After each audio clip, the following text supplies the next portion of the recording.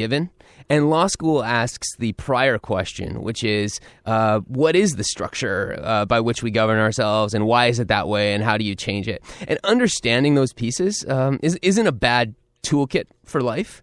And then, in investment banking, I had the opportunity to sit with CEOs of billion-dollar companies. They, 65 years old. They spent their careers getting to the pinnacle of their industry and building the company that may or may not have had their name on the door, but that they literally owned a significant chunk of. And they're making career-defining bet-the-company decisions about doing a merger or selling the company. I got to sit with them as a young pup out of law school, and it was pretty informative in terms of how the world is shaped and how the people who get to the top of the game make decisions. And by virtue of the fact that I was sitting in California, I got to work on a lot of mobile media technology deals. And in the background, I had done a bunch of startups, invested in them, and wanted to build things. And so, clammr was actually pretty natural. We saw a problem in the world. One of my co-founders, Parviz, was working in the media group of McKinsey, which is a top strategy consulting firm in the world, working on media strategy for some of the biggest media companies in the world, including their digital audio strategy. We had done a bunch of startup stuff together, and including investing in startups. And then we pulled in our two tech co-founders, one of whom built a 15 million person social network for actually the largest public tech company in Los Angeles.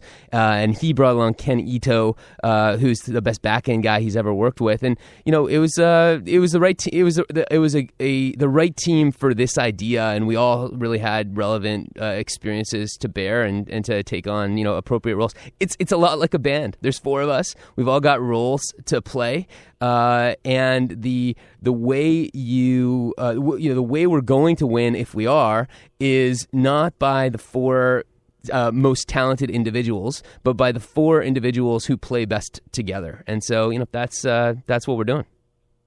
That's so. And when you say if we're going to win, what is a win for a company like clammr?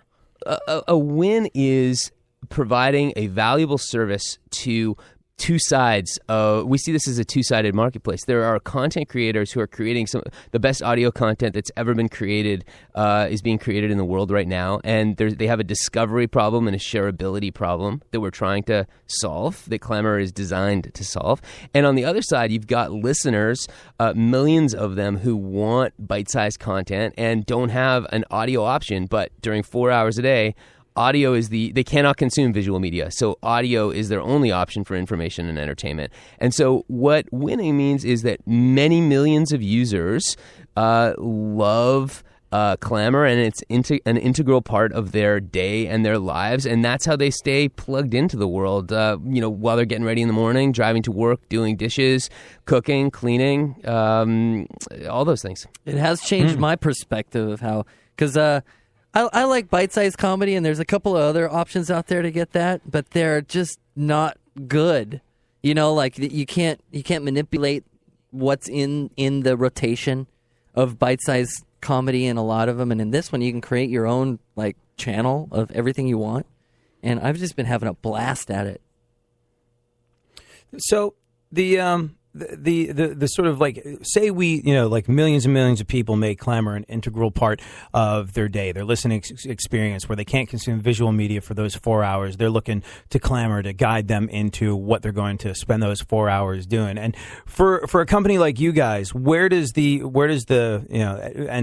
I don't mean to be peeling back the curtain in too abrupt of a way, but where's the financial win in something like this for you guys? Is it in terms of data collection? Is it in terms of ad space being sold? How does that work? How does something like providing content for people, or providing a conduit for content to people, how does that? What's the win in that financially for a company like you? It's a great question to ask, Eddie.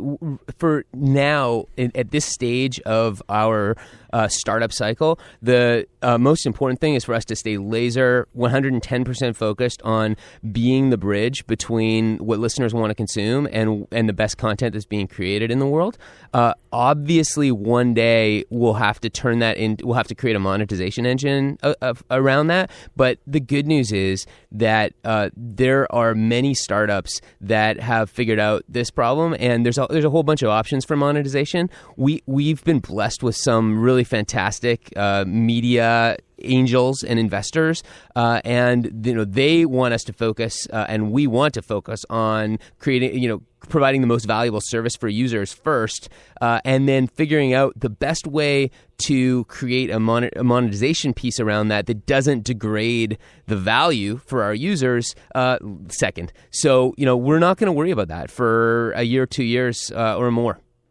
Wow, that's fantastic. So you're just pure, and this is a very good thing for people to recognize. It's a good time to get in and be a part of clammr, because all they care about right now is providing you with a way to discover stuff that you love. They want to help you find the wheat in a field of chaff and enjoy your life a little bit better. They have no ulterior motives. They're in it to create something awesome under the idea that if you amass a sort of like a reasonable size sort of batch of users, there's going to be some way to turn it into money further down the road. But for now, let's just worry about super serving the people that use clammr, correct? You got it, man.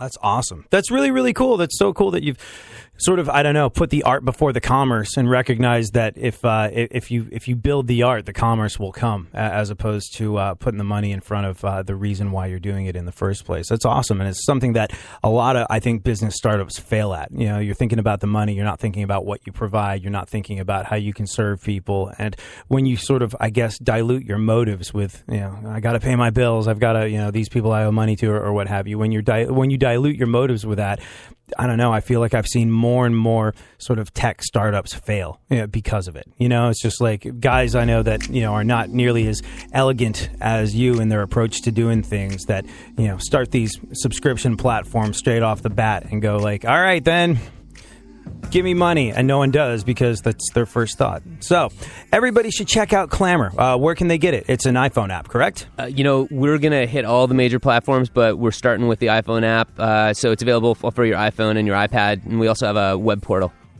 Well, David Silverman, I feel like we've just scratched the surface. I hope you'll come back and join us again in the future. Until then, happy clammering, everybody.